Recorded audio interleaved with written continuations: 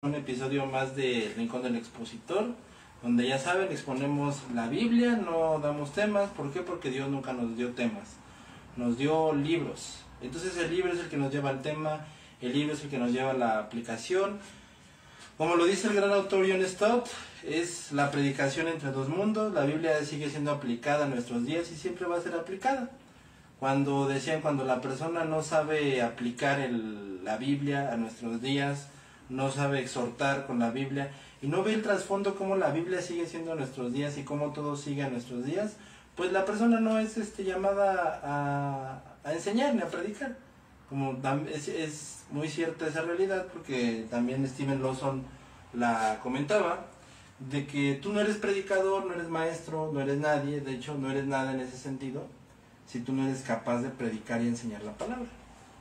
No eres llamado a predicar si tú no eres capaz de aplicar y de enseñar la Biblia a nuestros días, de hacerla tan actual.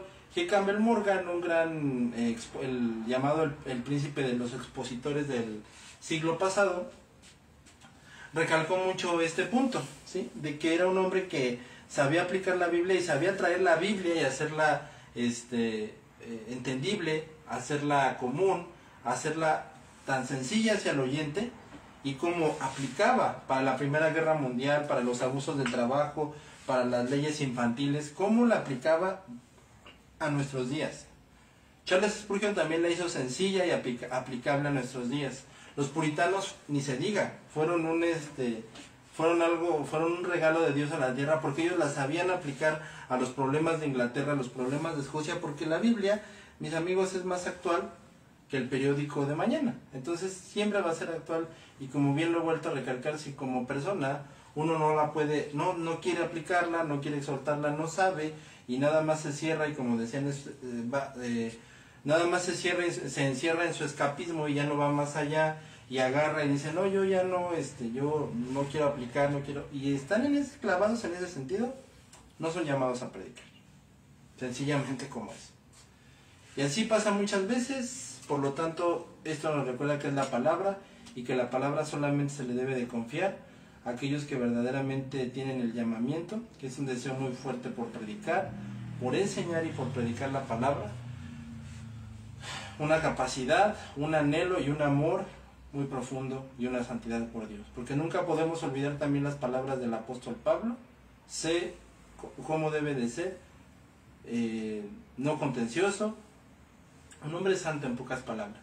Y como también lo dijo Leonard Ravenhill, un predicador, su más grande estandarte, un maestro bíblico, un profesor bíblico y un predicador, su más grande estandarte siempre debe de ser su santidad. ¿Tú no tienes santidad? Un amor profundo y una pasión hacia Dios, olvídalo. Job capítulo 31, versículo 9 al versículo 15, en este sermón número 13 que hemos titulado La pureza y equidad de Job. Démosle lectura. Si fue mi corazón engañado acerca de mujer, y si estuve acechado a la puerta de mi prójimo, muela para mí, para otro mi mujer, y sobre ella otros se encorven, porque es maldad e iniquidad que han de castigar los jueces, porque es fuego que devoraría hasta el Abadón, y consumiría toda mi hacienda. Y si hubiese tenido en poco el derecho de mi siervo y de mi sierva, cuando ellos contiendan conmigo, ¿qué haría yo cuando se levante? Y cuando él preguntase, ¿qué responderé yo? El que en el vientre me hizo, y no lo hizo a él, y no nos dispuso a uno mismo en la matriz. Aquí tenemos dos declaraciones de parte de Job que son dignas de ser notadas. La primera es que ha vivido en tanta castidad delante de Dios que es puro, no habiendo tratando de seducir a ninguna mujer. La segunda es que no ha sido orgulloso, es decir, ni cruel ni vanaglorioso, no siente que el mundo lo merece, no. Es una persona que ha puesto contra, que fue puesto contra sus semejantes, que ante su esposa estuvo contra él y teniendo incluso poder sobre ellos, se mostró humano y modesto. Ahora tenemos que recordar lo que se discutió anteriormente. Job afirmó que anduvo rectamente delante de Dios y de haber conversado con los hombres sin hacer daño a nadie. Y no se refiere a un solo aspecto, sino que abarca toda la ley de Dios y de todas las cosas contenidas.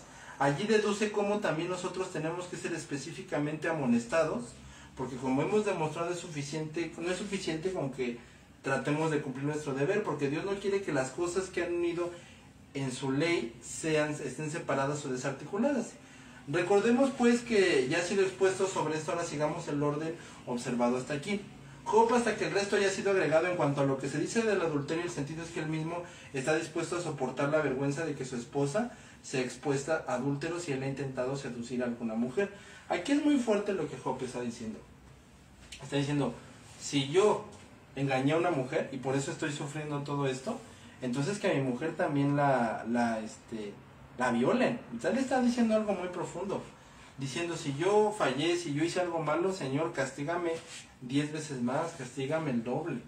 Padre, si yo fallé, o si yo hice algo, mira, y si por eso estoy sufriendo, castígame, porque el dolor de Job desde el principio nunca fue haber nada más que le quitaran sus cosas. El dolor de Dios fue haberle fallado a Dios.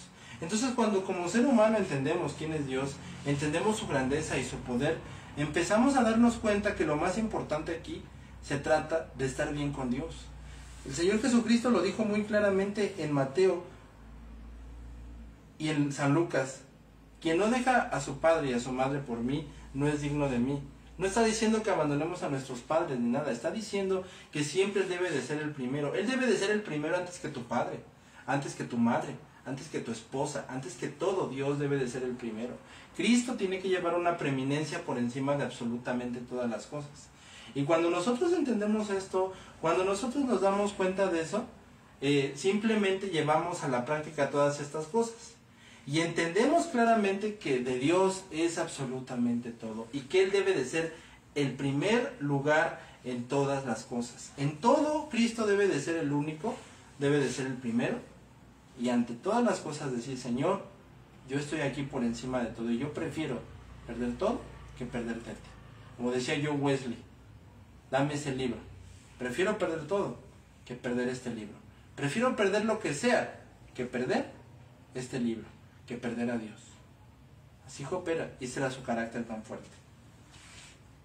Otros dicen: se encorven de mí, que ella sufra tal vileza que yo también la soporte con respecto a mí mismo. Si mi corazón ha sido seducido, si estuve acechado, dice Job, a la puerta de mi prójimo, es decir, si estuve espiado para hacer el mal. Luego declara por qué considera el adulterio tan horrible, porque es maldad e iniquidad que han de castigar los jueces. Es algo digno de ser condenado, dicen los primeros padres de la iglesia. Es fuego que devoraría y que quitaría la raíz de mi sustento.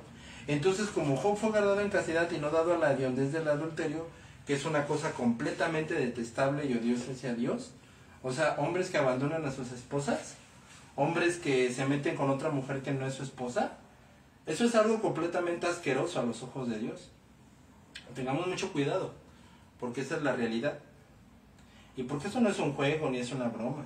Y porque los que estamos aquí no estamos jugando a los dados, ni estamos jugando a tratar de darte un discursito o a tratar de mostrarte una palabrería y ya si te cayó bien, o tratar o buscar mis medios de evangelismo. No, estamos tratando aquí el mensaje de Dios, y el mensaje de Dios es muy claro en ese sentido.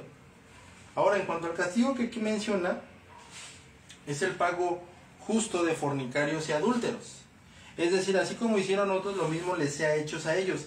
Y no es solamente en este pasaje. Sí, tenemos el ejemplo más notable en la persona de David, porque si bien David fue un santo profeta y un rey escogido en medio de toda la humanidad, teniendo testimonio de que Dios lo halló conforme a su corazón, sin embargo, por haber declinado tan repentinamente y por haberse adueñado de la mujer de otro, vemos el castigo que le sobrevino. La maldición de Dios les declarada por el profeta Natán. Tú lo has hecho en secreto. ¿Tú crees que Dios no te vio? ¿Tú crees que el mundo no te vio? ¿Tú crees que Dios no vio cómo deseabas a esa mujer? ¿Tú crees que Dios no vio cómo tú anhelabas tener a esa mujer en tu lecho? O sea, ¿tú crees que Dios no vio cómo tú deseaste a esa mujer? ¿Cómo tú la trajiste?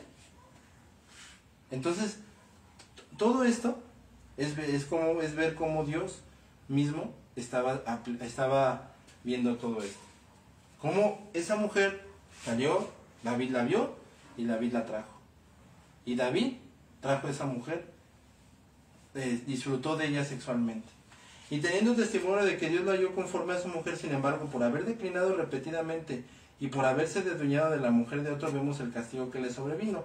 La maldición de Dios le es declarada por el profeta Natán.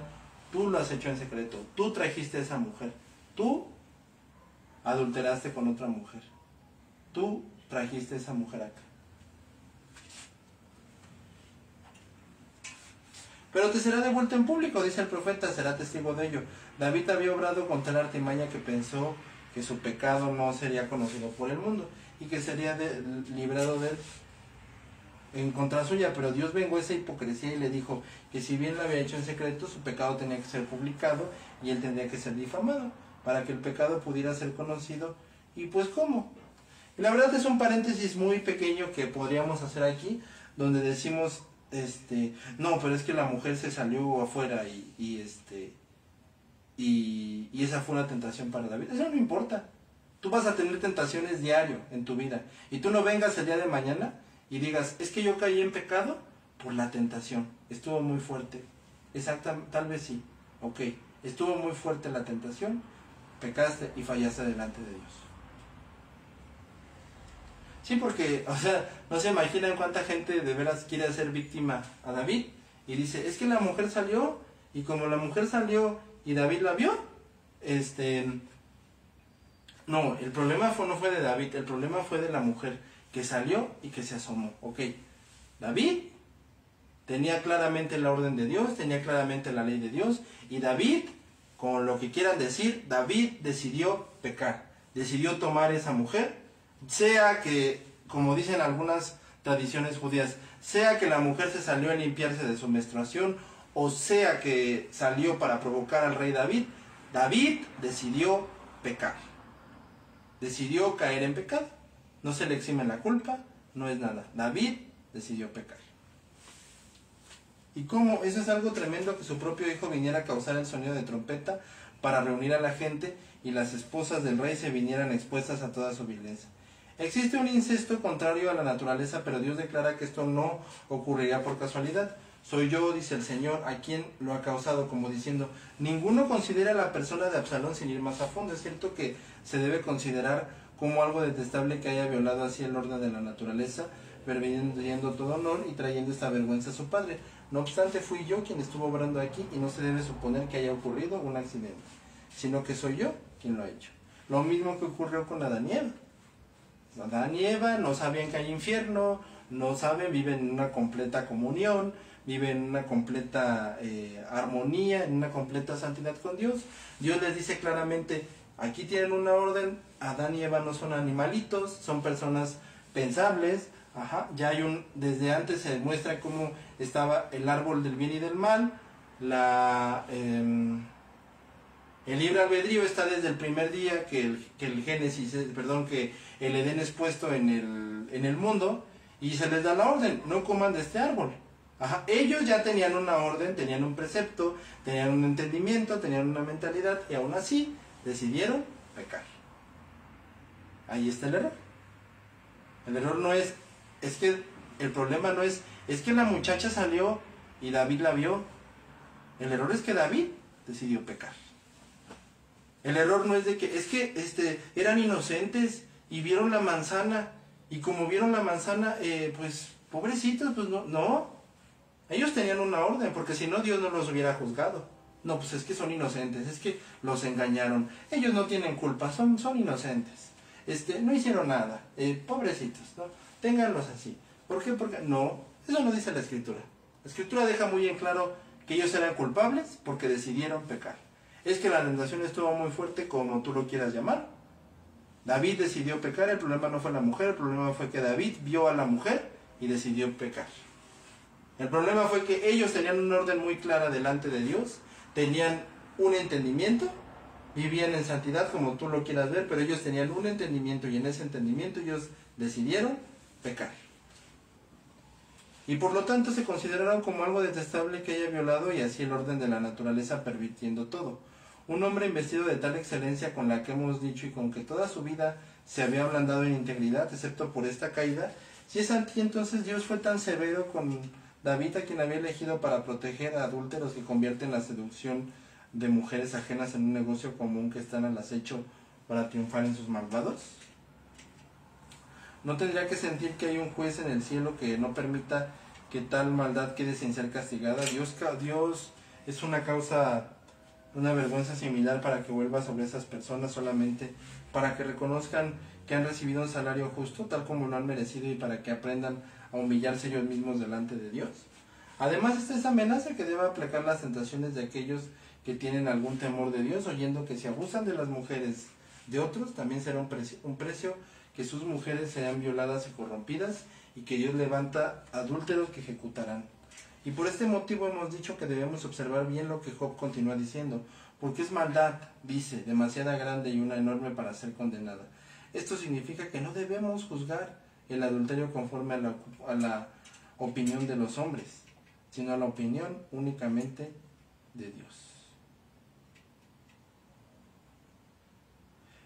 Lo que tenemos que considerar para aplastar todo el orgullo y crueldad que hay en nosotros cuando seamos incitados por ellos. Mi amigo, en ti y en mí siempre va a haber un orgullo, siempre va a haber una necesidad de ganar, una necesidad de pelea. Y la manera más fácil de vencer el orgullo y la crueldad es que cuando se haya incitado por ello, no lo escuches, no pierdas el tiempo. Sé como Nehemías cuando estaba armando el muro y lo vinieron a torear y lo vinieron a molestar y vinieron a fastidiarlo, y nunca vas a dejar, te levantas y hay gente fastidiándote. Te vas a dormir y hay gente fastidiándote, ¿no? Personas que no tienen ni idea de lo que estás hablando y lo que estás pasando, pero son buenos para fastidiar, son buenos para criticar. Y así nunca deja de haber ese tipo de gente.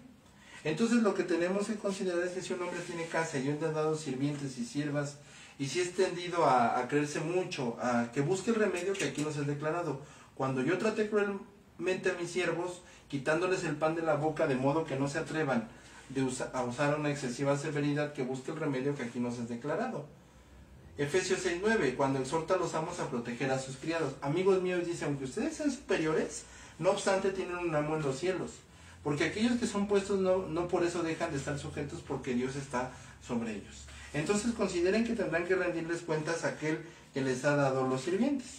Teniendo esa consideración, ¿y acaso no estamos obligados a guardar a nuestros límites? Porque ¿acaso tenemos estas cosas por nosotros mismos? ¿De qué manera llegamos a esa superioridad que cada uno tiene en su lugar? ¿Acaso no es con un bien que Dios ha puesto en nuestras manos? Entonces no debemos ser sabios y usarlo según su voluntad. Si esto dice de príncipes que tienen una superioridad soberana, ¿qué de aquellos que son de clase menor como los amos y la servidumbre? Además, como lo he dicho, reconozcamos que tenemos un creador común, y cuando seamos capaces de tener cuenta que todos provenimos de un mismo Dios, tenemos que llegar a la conclusión de que no podemos oprimir a nuestro prójimo sin ofender a Dios. Entonces, que ninguno se levante en vanidad. Proverbios 14:31 y 17:5. De aquel que burla al ciego o al profe, desprecia a su hacedor. Allí hay un pobre hombre al que le ha despreciado y de manera lo ha avergonzado.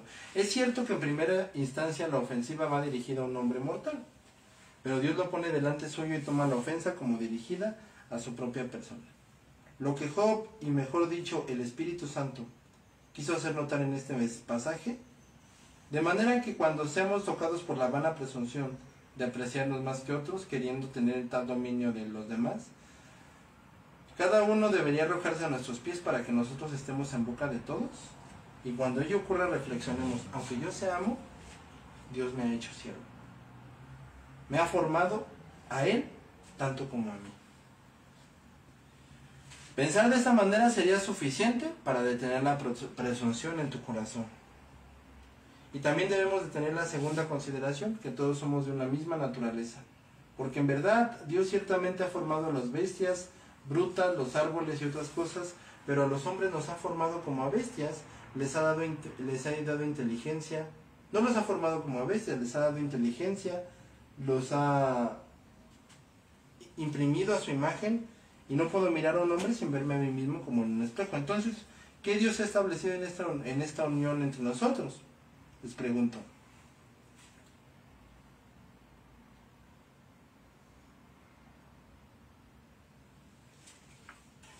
Cuando llegan a este punto, llegan personas que ya no se sienten común con los demás y que se sienten más que los demás. ¿Qué le pasó a Salomón? Digo, a Nabucodonosor. Su locura fue creerse más que los demás. Y Job no tenía la luz que hoy tenemos, y puesto que todo nos ha puesto en la misma categoría, debería exigirse el orgullo que hay en los hombres, ferocidad y altivez. ¿Qué excusa tenemos ahora si Dios se declara como nuestro Padre? No solamente es el creador de la humanidad, de pobres, ricos, de siervos, sino que Él mismo se nombra nuestro Padre. Entonces tenemos que tener hermandad entre nosotros, a menos que querramos renunciar a la gracia de Dios y separarnos nosotros mismos de la casa que somos sus siervos. Veamos en qué extremo. El Señor Cristo Jesús, Señor de gloria, se humilló a sí mismo, haciéndose siervo de nosotros.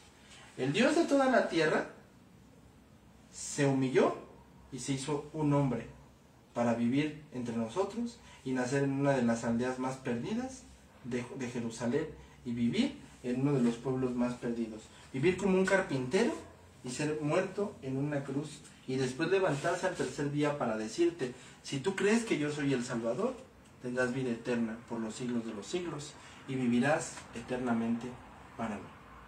¿Hasta dónde llegó Cristo? Que siendo que no estimó el ser igual a Dios, sino que tomó la forma de siervo hasta en una cruz terminal, y por eso Dios lo exaltó hasta lo sumo, para que en el nombre de Jesús se doble toda rodilla que hay en los cielos, la tierra y debajo de ella. En el nombre de Jesús. Por lo tanto, Él es el centro y el pináculo de todas las cosas. Él es el porqué de absolutamente todo. Y Él es el final y el principio. Y Él es el todo. Bendito sea el ministerio en el que Cristo es el todo del todo. Y Él es el pináculo de todas las cosas. Él es el punto más alto de todas las cosas. Como lo dice Pablo en Romanos 8:17, siendo así, aprendamos a humillarnos, sabiendo que el orgullo y la crueldad nos cerrarán la puerta del paraíso.